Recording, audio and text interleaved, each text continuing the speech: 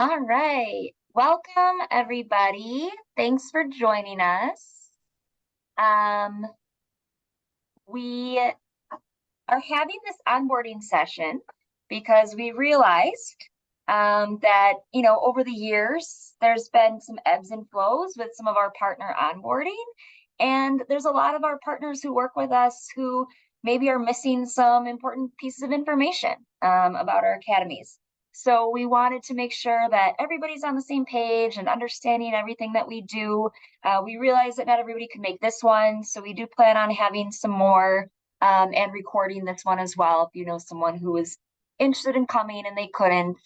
So we are going to get started right on time. So I will say that I know everybody's, time is limited and there's going to be different levels of understanding. So we're going to go through the presentation first, and then if you have questions, we're going to take all of those at the end, just to save on time, so that if people feel like they got all the information they needed, they can then exit and make sure that we end in a half hour, okay? So first of all, some introductions. My name is Carrie Morey. I'm the Academies and Transformation Coordinator with the district, but then I'm also the Freshman Academy Advisory Council co-chair with Emily Ramiro, who's also here today. And I think I saw, Gabe, you want to introduce yourself?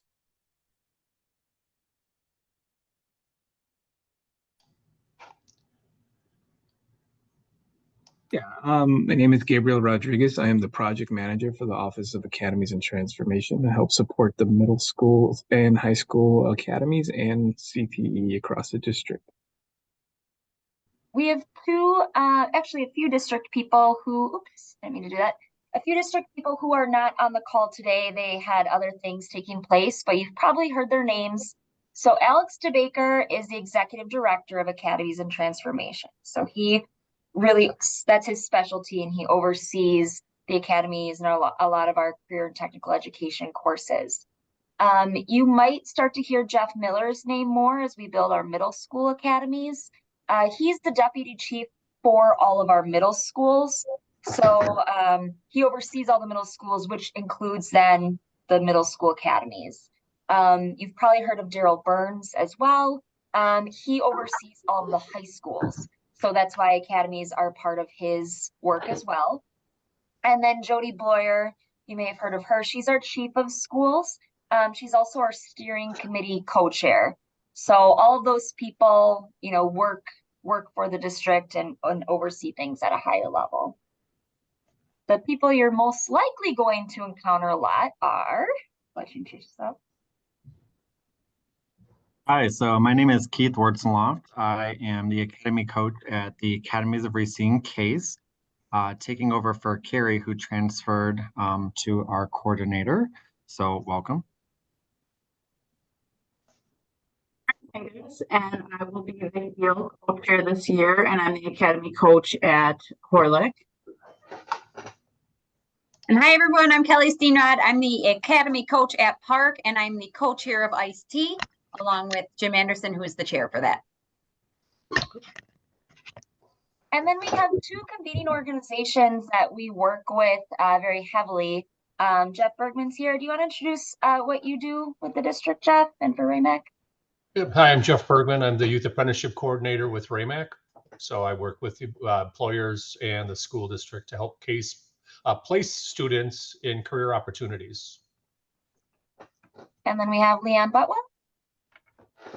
I'm Leanne Butwell. I work for Gateway Technical College, and I am the convener that helps host the career fairs like See Your Future. And I work in coordination with the Academies of Racine, bringing the employers and the academies together. All right, so we're starting off with just a little bit of history behind how the academies were started. If you don't already know, we work very closely through Ford Next Generation Learning, and that's where the organization that really guided us in forming our academies. We've gone to visit some of their schools. We continue to interact with other districts around the nation and world who are part of the Ford NGL network, so that as we grow and sustain, we can talk to other districts who are maybe in different levels of development and can give us ideas. But the 3 strands of Ford NGL that really defined how we create our academies is strand 1 is just transforming the student learning experience, what they're doing in the classroom. Strand 2 was just transforming the culture, the systems, structures of what a secondary school looks like. And strand 3 is transforming partnerships between the schools, businesses, and post-secondary and community. So that is all of you. And that's what we're mostly focusing on today, is that strand 3. Just so you know, you met the academy coaches. They're really the people you're gonna most likely be working with the most if you're planning things within the schools. So as you can see, this is their entire network. They work with the directing principals, the academy principals, the teachers, the students, the counselors, the workplace learning coordinators, the instructional coaches at the school. But then they're also very much in the community, working with the district office, working with some of our bigger organizations. They're running our advisory board, working with the families. So they're that connecting piece between the community and the classroom. So when in doubt, and you don't know who to contact, because there's a lot of us, you can always start with an academy coach, and they'll know if there's somebody else that is maybe better suited for the question. We have a short video that we made a year or 2 ago, I think it's last year, about our advisory councils, because some of you are maybe in one or the other, and just to get to know a little bit more about what they do, especially if you're new. Can you all hear this?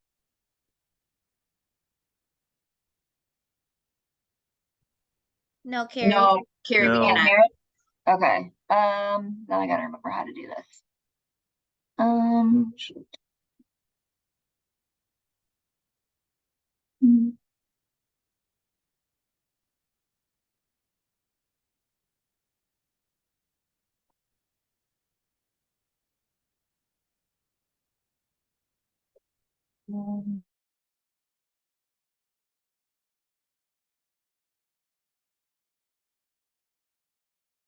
And I can't remember how to do the speaker on here. Is anyone on a Zoom guru remember what you're supposed to do if you're playing So a go down video to on your here? tray, Hit mute. Yeah. go down to your tray and go share audio. There should be a file in your share screen. It should say share audio in your tray. Sound, okay. You can also exit on the bottom. Just go to mute where that microphone, and then the caret, and then it says select speaker 2. I think I did something. Let's try. That's better? Okay. The academies are introducing kids to their industry and the industry to the kids. I found that I really do enjoy Tool and Die, and I'm thinking about going to school for it. I graduated from Park High School here, so that was one of the reasons I started with this school district. Knowing my path, there's easier paths to get here, and that's why I started here with Racine Unified.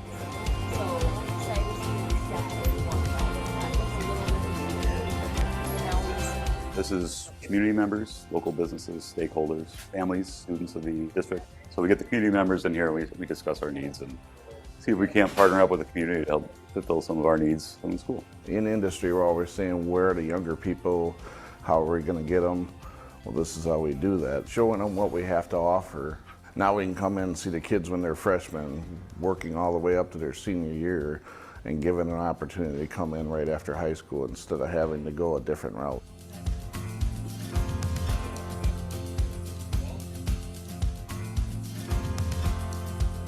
We value all the input from the community, businesses, families, staff alike. It's a large community, it's a very diverse community, so we welcome everybody and share their input. Students are excited, parents are excited, and we're excited. Not everybody's going to be a carpenter, and not all of them are going to be tradespeople, but we're seen as manufacturing capital for a reason.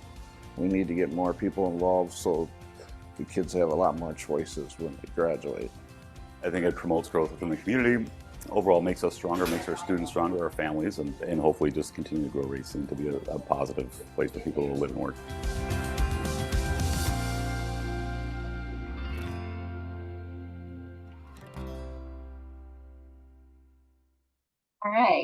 So a little bit more about how we structure our community support. We have our steering committee. Some of you are members of that, and they oversee our district's master plan. So they are looking from a bird's eye view of everything that the district is working on in terms of the academies. They help develop the master plan and oversee it and make sure that, you know, we're doing the things that we're supposed to be doing. The advisory councils then are a little more specific to the pathways. So they are working more with some of the academy principals and the academy leads to really plan a lot of the events and things that are happening right inside of the classroom, whereas the steering committee is more of like our directing principals again. Then we have our community organizations that we already talked about, our convener and RAMAC. And then we have this district office, the Office of Academies and Transformation, and then each academy team. So within the schools, there's multiple academies that also has what's called an engagement office. That's where the academy coach would be working, the workplace learning coordinator, and they oversee the youth apprenticeships and place students in those positions. And then we also have instructional coaches who are helping our teachers plan units and things to make the classroom more project-based learning, which is what our goal is. All right, we're going to dig in a little deeper with these pathway advisory councils. Many of you are a part of this. If you're on the steering committee, or if you're not on any committee, you're just trying to learn more. This is where a lot of our deep work occurs. It's where we help find those who are going to attend the See Your Future Expo. It's where we get advice on new engineering projects for our engineering pathway students. So they're really trying to mimic exactly what's happening out at workplaces right now, not working on something that was in a textbook from 15 years ago. The advisory councils are divided up by pathway, and then we have the pathways listed per each one. So for HEAL, and that would be Dana introduced herself, she's the co-chair. There's health services, biomedical sciences, education, IB leadership, and that's at Case. And then Army JROTC, which is over at Park. BMAC is business, marketing, accounting, culinary. ICT, the I actually stands for Industry 4.0. So that's where we get our manufacturing and the IT. And then construction, engineering. The T is transportation. At Horlick, we have aviation. And at Park, we have automotive. Then there's the Freshman Advisory Council. The reason I read through all those is sometimes we think of a business as being specific to an industry. So I'm going to throw Modine out there. Great, Modine can help with manufacturing. But what if there's somebody great at Modine who really wants to help and they're on IT? We would love to have them join a different advisory council. The more the merrier. So if you can think of people within your own organization, or maybe friends that you have, just business colleagues, contacts, and they might want to help the Academies of Racine, we would love to have them come check out a meeting. You're not required to join. You can just come to a meeting and visit and see what it's all about, and then decide from there if you'd like to stick with it. Carrie, yeah, there we go. Okay, so here's the structures within our schools. It's still the big high school that all of us went to, most of us went to when we were in school. It's now divided into these more comfortable learning environments, which are called the academies. And that's to get more engagement from the students, make them feel like they're more involved and more welcomed, and let them focus in on their pathways that belong with it. So we have our directing principal. As Carrie said before, these blue dots that we're looking at, that would be the engagement office, the instructional coach, the academy coach, and the workplace learning coordinator. From there down, the green dots and then the blue squares below it, those are each an academy. So they have their own principal, they have their own counselors, they have their own teachers, and then they have a team lead teacher. who's helping guide their teachers through all the changes and everything that's happening. So those are the learning environments that each student choose to enter after their freshman year. They're picking which academy they want to go to, and then they're in that academy sophomore, junior, and senior year. That's then their family until they graduate. Our national standards of practice. So for those of you who helped us get certified the last 2 years, you know all about these. This is the evidence that we needed to turn in to show that we are doing the right things through the NCAC. So the National Career Academy Coalition, they outline all of the important things that we need to follow being a part of the academy schools. And then we showed that off during certification. And Carrie, I think it's on the next slide if you want to go to it. As you can see through high school transformation, the bottom thing was that 6 academies received model certification through NCAC. We actually have 2 more academies that got model with distinction last year. So we're super proud to say we are following those NSOPs. We're going through each one. Each year we review what we've been doing right, what we can improve on and get better with. We're constantly re-instructing our teachers as to what we need to do to make sure that we're reaching those standards. This timeline, the slide is here to show we didn't just jump into this, and we don't plan to jump out of it anytime soon. A lot of work has gone in. So in 2015, 2016, we decided all the pathways based on local industry needs. So we looked, we studied the data. We saw that manufacturing is the largest employer in the area. So we need to make sure that one of our pathways was manufacturing. So we have students feeding out. Healthcare is another big one. And then we determine the rest of the pathways by going through that list and making sure that the pathways that we chose could get our students a living wage upon graduation. We didn't want to send them out into jobs. We wanted to send them into family supporting careers. We also have middle school transformation. We just pressed the academies into the middle schools last year, and they are now building up with the goal of maybe getting some academies certified in 2026. And then our next plan, Master Plan 3.0, is that we are going to implement in K-5 through 8. And that doesn't mean we're going to ask our kindergartners to say what they're going to do tomorrow and they're going to be a pilot when they grow up. It's just starting the process earlier of what the academy model is. So then how did we decide on these pathways that we have within our schools? That's asked often because we don't have a pathway for every single career path that you can imagine. Obviously, some are things that don't apply to our area, for example. So the pathways were determined in 2015, 2016, as we began to decide to implement the academy model. And we took industry and market trends from the Racine County area and decided based upon those which pathways were most important for our schools to offer. This was to both help the community and the students in finding careers after high school, for example, or if they were deciding to go into a college, these were local industries that they could come back and work in at a livable wage in this area. So the idea was that the graduates need those skills to be successful in those careers, and we were going to start giving those skills to them or helping them build those skills in high school so that they could be productive citizens in their local community.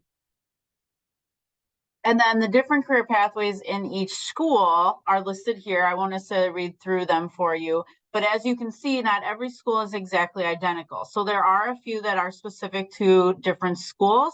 For example, at Case, they have IB leadership. Because they're the only IB high school, it made sense for them to have that pathway.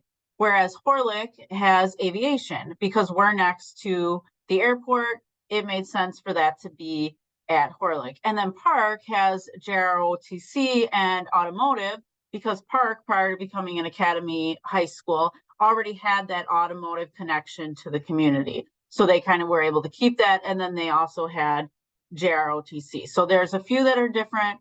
And then otherwise we offer very similar, if not identical pathways for most of the other fields. And then how can you assist us? So especially if you're new or you're just getting involved in the advisory councils or on a steering committee, we do a lot of what we call experiential learning, or you might hear ELO. And those are things like site visits where we take our students to see what happens in the industry that they're learning about in their pathways. So like Kelly said, Modine, we've taken kids there and given them tours. They get to see what the different career fields are at that organization. We've done, site visits even to like construction sites or to the airport, or so we do it for all of our pathways. So every student in a level 1 pathway class, which is 10th grade, should be invited to and attend a site visit. Then the job shadows are junior year or our level 2 pathway courses, which is when a student can go in and really be more hands-on, and they get to experience what it's like to actually work in that field. So those visits are more like one-on-one with an employer, or maybe a small group, like 3 or 4 students with one person in the industry. And the student gets to actually do some of what they might do in that field. And then guest speaking, that's across all age groups, all levels, because the more people we have involved, the more people we have engaged with our students, the more information we're able to provide to the students, and then they are able to kind of make those decisions about what they want to do in the future. And one of our last ELO opportunities is the youth apprenticeship. And so that's where a student would actually go in, go in, do the job. So they'd be hired and they would make money. So it'd be just like any other job, while getting those skills and the experiences they need in their career field. And then the last thing that I'm going to talk about is the middle school experience. So we just started this last year, and now it will be 6 through 8 in all 3 of our Academy middle schools. So they have seminar in 6th grade, which is a specific class that they will take, and they will learn all of the things listed there. These are kind of your basic fundamental skills that you need to start thinking about what career you want to go into, and to just kind of live a successful life. So like financial literacy, no matter what career you go into, that's going to be good for you to know. 7th grade, they have survey. They start getting to do a little bit more of the hands-on stuff. They get to experience very specific career paths. So they do the exploration of all the different pathways, learn the 21st century skills, attend mini business world and teens in the trades. So those are events outside of the school. And then in 8th grade, they actually get to start taking CTE courses. So they get to choose which course they would like to take. It does not have to be the pathway they end up choosing when they go to high school, but it's just another opportunity for them to experience something and to have a better idea of which pathway they might like to explore when they do get to high school and make that choice. I'm just going to talk about some of our signature and events and activities that we do by grade level at our Academy schools. So starting in 9th grade freshman year, students are exploring what they want to do as potential careers. So some of you might already know about like our See Your Future Expo. They take a class called Freshman Seminar where they learn about various careers and have different activities and experiences related to that. They do a commitment to graduation ceremony. They go on tours at their schools of the various academies. They do college visits. They have a declaration ceremony towards the end of the school year. But freshman year is all about figuring out what they're interested in. And then between like middle to end of freshman year, they've selected their academy. And then they transition into 10th grade, where we have more career exploration through like experiential learning opportunities like site visits. Some of you might have had our students in a site visit before. They take their CTE class based on the pathway that they chose. They have resume workshops and different things like that. Junior year, 11th grade, we are working on having them have job shadows. So not a big coordinated site visit, big groups, but smaller groups of students going out to the community, staying for a longer period of time with a mentor and experiencing what that's like. They take another level of pathway classes in their chosen field. We are pushing for youth apprentice. So some of you might do our youth apprenticeship program with some of the students. So again, paid job experiences for them. And then senior year, more youth apprentice, a capstone project.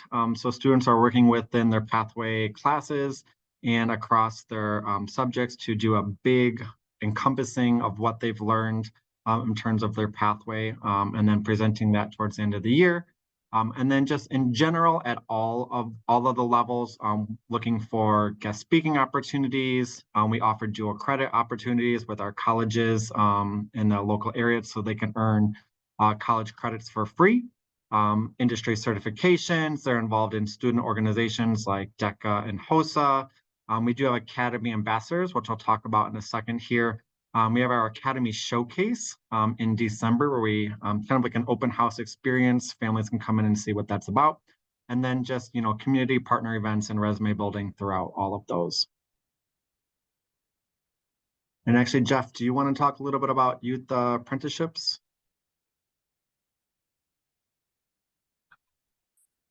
Help if I turn this on. The Youth Apprenticeship Program is open for juniors and seniors, depending on which pathway that they're in. The requirements for completing the program is a minimum of 450 hours for a 1 year, 900 for a 2-year program.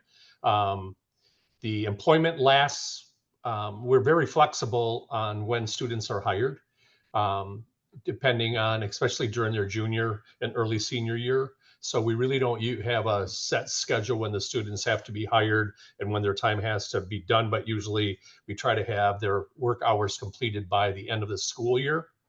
And what this is that one of the things that I tell every employer that we are never looking for jobs for our students. We're looking for opportunities, and we're looking for opportunities for them to take the skills that they have learned in their pathway classes and use them in a real life situation. And also be able to take the other experiences that they have, which are specific to their placements, and be able to take that information back in the classroom and then talk to the rest of the students, whether they're in the same grade level or not, but be able to share those experiences with them and show that, hey, this is what we're learning has a real specific place in this pathway.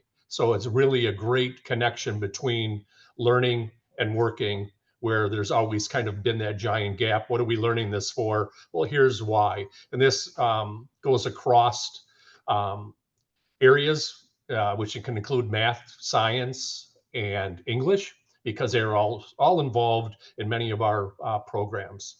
So I work with 3 workplace learning coordinators. Each school has one person that works with the students within their building.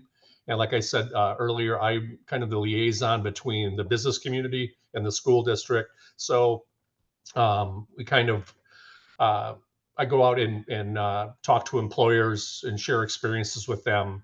And sometimes I get to the point where we'd like to do YA, but what can we do? So they may, as an example, may go into an employer that we're looking for students for manufacturing, but then I have the discussion with them. Well, you have people working in your office. You have IT people, a lot of you have accounting, marketing. So we're pretty across the board on what we're looking for when we're looking for placements for our students. And just let you know, last year we had 214 students out working at 147 different employers.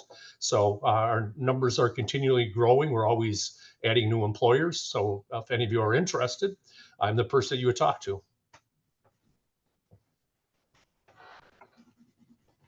So again, we're just looking for advice from our advisory councils, our steering committees, our community partners on curriculum, certifications, project mentoring, professional skills, that, what we need to be putting into our classrooms.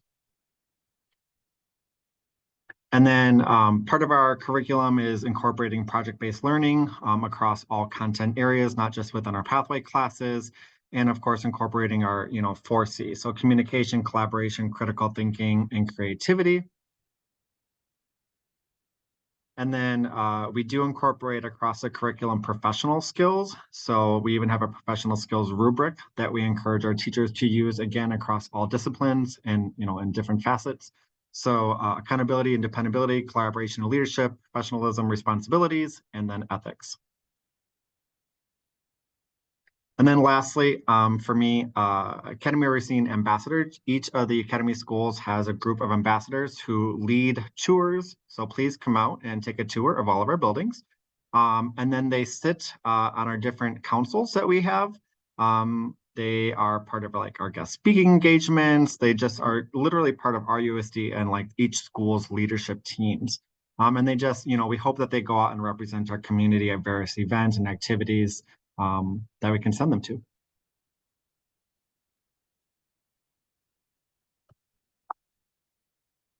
I'm going to skip the video just for now in the interest of time because we're almost done here and we can always go back after questions. This is a video sharing 3 graduate stories who have been through the Academy model. Doesn't want me to do it. Okay, the last thing is, again, we're asking partners to advise, assist, and then advocate. And so advocating is some ways to do this. Social media posts. If you're not part of Stacy Tapp from our communications office, she sends out social media posts to partners that are very easy and quick to share so that you can advocate on your behalf. But also, whenever we partner on something, whether it's a classroom project or a site visit or whatever, we like to post things on social media, but it's even better when you post things on either your business's social media, your personal social media, so that more people see the great things that are going on in our academies. A lot of times people say, well, how come I didn't know about this? We try our best as a district. We put it in the newspaper, we put it on social media, we put it on sometimes CBS 58 will share stories. But if you're not following those things, you wouldn't see it. So we want to make sure that we share that information.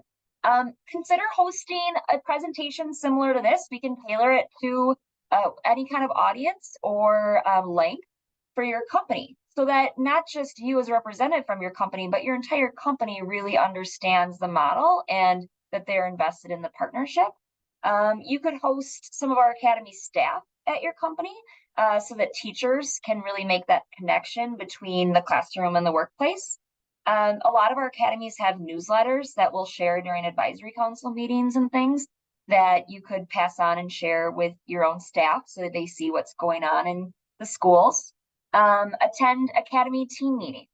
So at your request, you could actually come to one of our schools' Academy team meetings and see what it's like, what kinds of things we talk about, but also share a little bit about your company at that meeting so that everybody within that academy has a better working relationship with your organization. And then just talk about our partnership with your friends, with your colleagues, bring it up.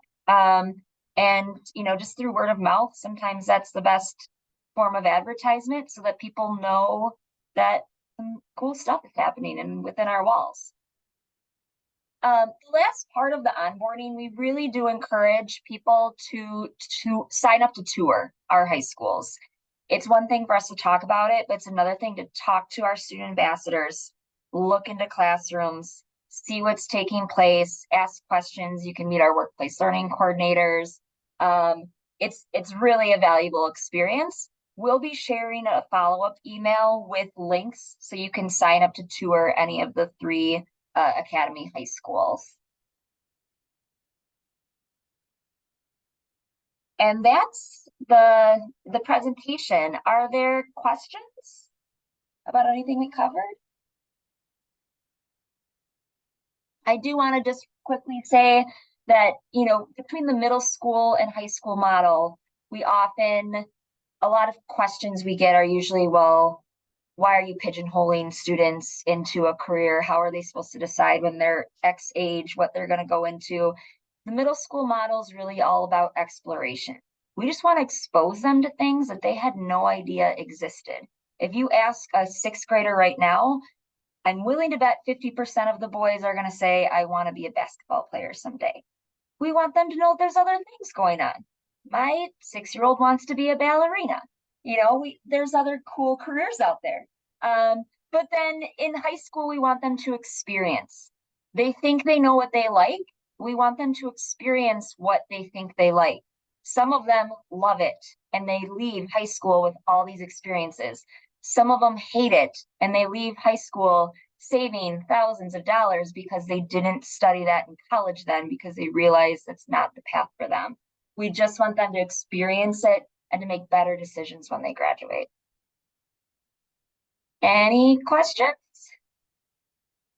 Otherwise, I can show this video, and if you don't want to stay for the video, that's fine too. There it is. But thank you for coming.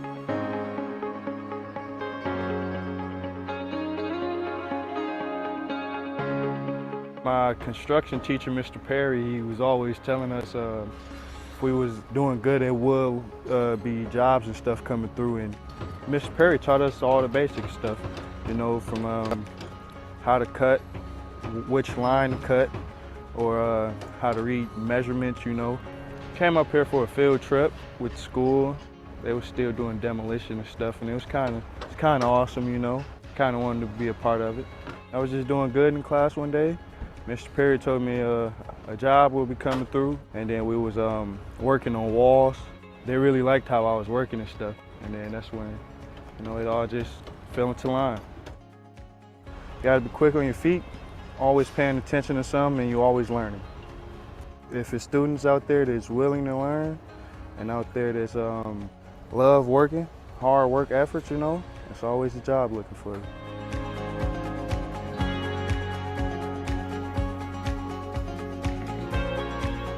Hello, what can I do for you today? Mr. Lynch, when it was COVID time, he actually went to my class. He told everybody in the class, he was like, if you are looking for a job a little bit more better than what you're working right now, come talk to me. And I was iffy about it because I'm kind of shy. And I was like, okay, like, let me try it. And I think 2 days later, we did the apply, and there you go, and I'm here. I didn't really know what was the difference between a credit union and a bank. So now that I'm working here, I know a little bit the difference. I learned how to save. I learned how to help other people. So it's like I learned a lot of things from working here. School actually helped me, go through those pathways. I had a lot of help in school with teachers. I love helping people. So this is what helped me get more confidence on myself.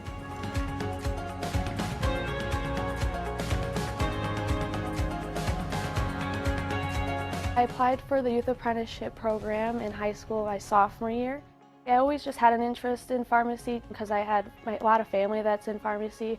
And then I had an interview with Alex the baker, and he was just asking me about my interests and what I like. I told him pharmacy, something in this field or something, and then he got a contact with the pharmacy and he set up an interview, and next thing you know, I got an interview here and got the job. A lot of the labs that we did at school helped me get an idea of what I like to do in healthcare. So I'm at Carthage, an allied health science major, and then in the program for public health. A lot of the science classes I took in college was like a review with what I learned in high school. So I was really more prepared than I thought I was. So.